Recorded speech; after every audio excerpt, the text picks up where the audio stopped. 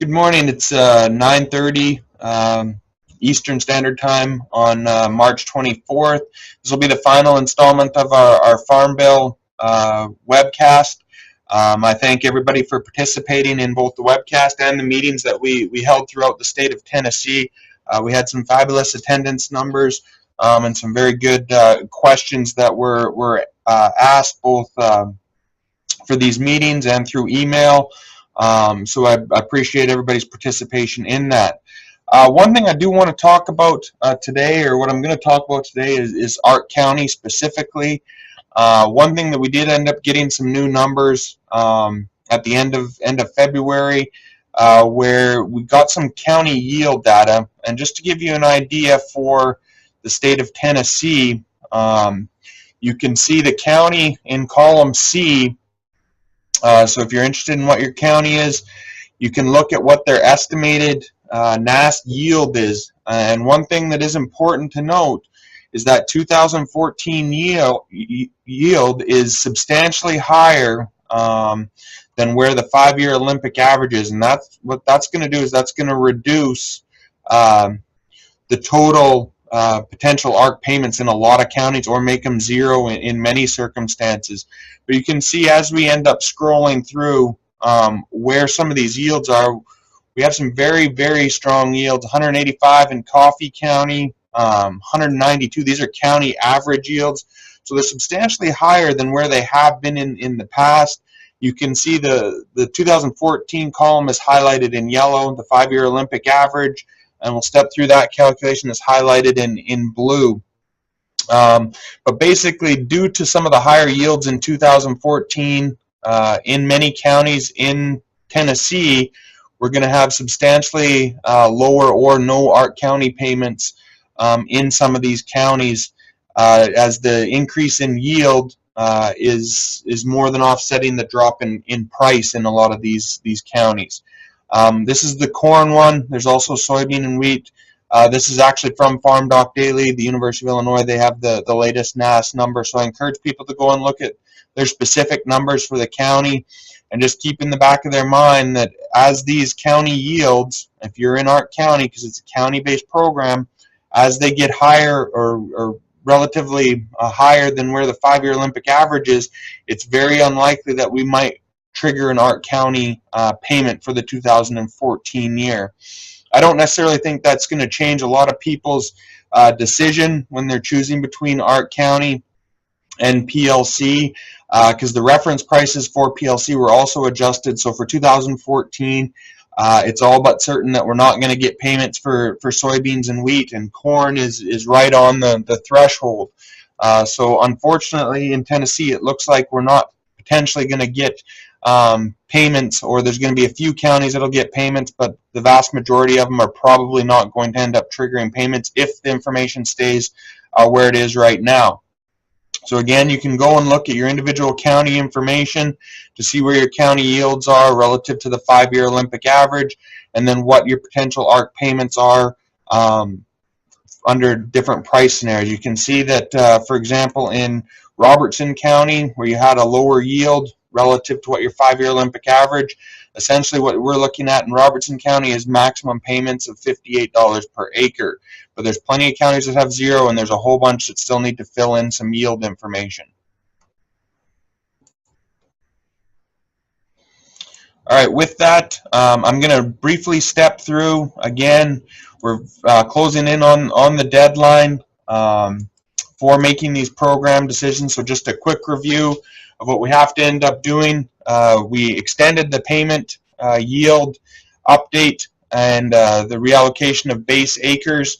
I really strongly encourage people to end up updating, or at least looking at the options available to them for updating the payment yields. The payment yields is, again, it's one of those ones where you can pick between the higher of two numbers, so it is a relatively easy decision. So we encourage everybody to get into FSA if you haven't already, to end up updating those payment yields, reallocating and retaining those base acres. Again, that's kind of a little bit more individual landowner decision, or if you have authority, producer decision. And essentially what you're looking at for that decision is, are you trying to more closely align those base acres with what you're planting, or are you trying to maximize payments by or increase the likelihood of payments by reallocating to your basis to where you think payments will occur for the individual commodities. And then again, the last decision, we went through PLC last week. We're going to talk Arc County this week, but we have to make that decision by March 31st as well. So you can see we have the two deadlines of March 31st. We're past the crop insurance deadline. But again, I do want people to remember that even once we get past this March 31st deadline, that you will have to end up enrolling annually into these programs. So the 2014-2015 sign-up period for ARC and PLC will be mid-April into the summer. So we want to make sure that we don't miss those deadlines as well. So again, just to kind of quickly review, this is a one-time decision. It does lock you in for the life of the Farm Bill, but it does require that annual sign-up. The commodity program, so PLC, ARC County, ARC Individual, there's no cost or premiums to participate, and it's a producer-based decision. So essentially you get to choose for the farm an individual version of ARC, and that covers all the commodities on that farm, or for each covered commodity on a farm, they can choose between a county version of ARC or PLC. And the producer is defined as someone sharing in production risk of the crop. I mentioned the base reallocation decision. Again, that's going to depend on what exactly you're looking at doing. If you're trying to end up reallocating your base acres to more closely match what your planting is, and use it kind of as a risk management tool, or the other thought is to end up looking at what's got the highest likelihood of payment or the largest payment, and those are kind of your two, I guess, broad-based decision tools that you'll end up looking at. One other thing that I will point out is that the choice for your commodity program will stay with that farm even if the producer does not. So if you do have expiring leases, again, that's something where it's going to affect future producers as well. One thing that I really want to, again, highlight, there's, to me, two kind of no-brainer decisions when it comes to this Farm Bill. The first one is to make sure that you're looking at that updating payment yields, because again, you're picking between the higher of two different numbers for each commodity in each farm. So you want to make sure you're doing that even if you are going ARC County all the way. The other one is to make sure that you don't get defaulted, because if you do get defaulted, you essentially will forego any payments if there are any available in 2014, and you'll get defaulted into PLC for 2015 and beyond. So again, you want to avoid that. Make the decision. The one thing about this is there's not really a right or wrong decision. A lot of it's going to depend on what you're looking to get out of the programs and where you see prices heading into the future, which can be very subjective.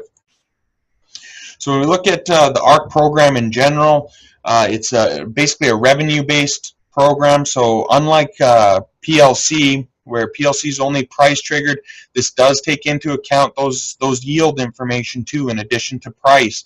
So again, that's why when I showed those county yields, it's very important where those county yields end up coming in on a year-to-year basis. What we'll end up getting is a maximum of 10% of a benchmark revenue. So essentially, it'll only cover between 76 and 86% of revenue. The difference between the county and the individual, or one of the differences between the county and the individual, is how the yield is established. If you're looking at county, you're taking the county yield for each commodity. You're still using the 5-year Olympic average national price for both products. Individual, you're taking a weighted per acre revenue for all covered commodities. So that can get to be a very complicated calculation. And the other thing that's important to note in ARC County is that in ARC Individual, when we're calculating these prices, we substitute the reference price if the marketing or average price falls below that reference price. The other major difference between ARC County and ARC Individual is that ARC County will pay on 85% of base acres, whereas the individual option will only pay on 65% of base acres. Last thing I want to mention here is if you did decide to purchase SCO, or you are strongly considering SCO purchase in future years, you should not enroll those acres or farms in ARC. It's SCO can be purchased in conjunction with PLC, or if there are no base acres on the farm, it can just be purchased as an additional insurance product. But if you choose ARC and try to enroll those or had those acres enrolled in SCO, there's some pretty stiff penalties. So you want to make sure that you're not choosing ARC on those farms that you have already purchased SCO for. Again, where your ARC payments are going to be estimated as a combination of both yield and price. This shows the market year average price for corn, soybeans, and wheat. You can see the projected price for 2014-15, where soybeans were at $10.20, substantially above the reference price. Wheat at $6, again substantially above the reference price, and corn at $3.70, which is right on the reference price. So again, for PLC, we're reasonably certain, almost 100%, that we are not going to get a soybean or wheat payment. Corn, we're right on the threshold, so we may or may not get one. Now, the important thing to remember when calculating the ARC county potential payments is that you're using 5-year rolling Olympic averages. So you're taking the past 5 years, dropping out the high, dropping out the low, and taking an average of the remaining 3 years. But as you move through time, you're dropping the latest year and adding another one to it. So just to give you a quick example of how this works on the price side, and you have to remember we're doing this both on price and on county yield if we're talking ARC County. So it is something where we want to make sure we're looking at both the price and the yield side of the equation when we're talking ARC County. So for example, for soybeans, if you take a look at where market year average prices are, they're all above the 840 reference price. So we don't substitute any reference prices in. We dropped the low in 2009 of 959, the high of 1440 in 2012, take an average of the remaining 3 years to get a 1227 Olympic average price. Corn, you can see that in 2009 we had a market year average price below the reference price, so we substitute the 370 in for the 355. Now in this example, it still turns out to be the low, so we still drop the 2009 370, we drop the high of 689 and take an average of 518, 622, and 446 to give you a 528 Olympic average. Again, if we would have had in 2010, just for example, a price of 360, we would plug in the 370 for the Olympic average calculation, and that 370 would have actually been used in the Olympic average calculation. So we'd only drop one of the 370s and then still the high and take an average of these 3 remaining years.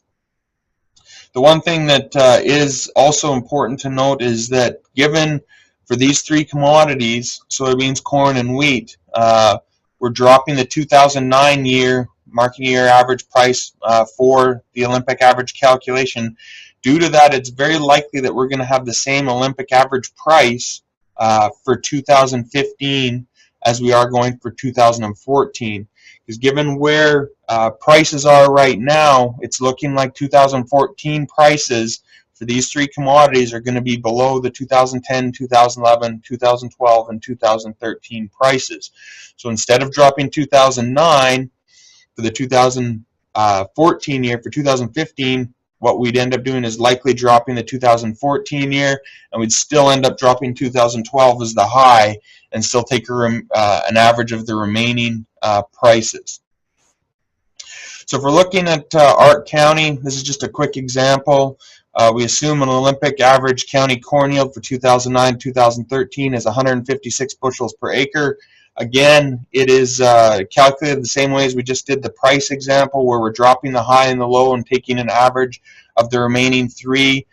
So it's very important that price and yield trade-off, because if you as we've seen in a lot of counties in Tennessee, if you have substantially higher yields than where your Olympic average is, it's going to end up canceling out that decrease in price, and subsequently there's likely not going to be a payment in some of these counties.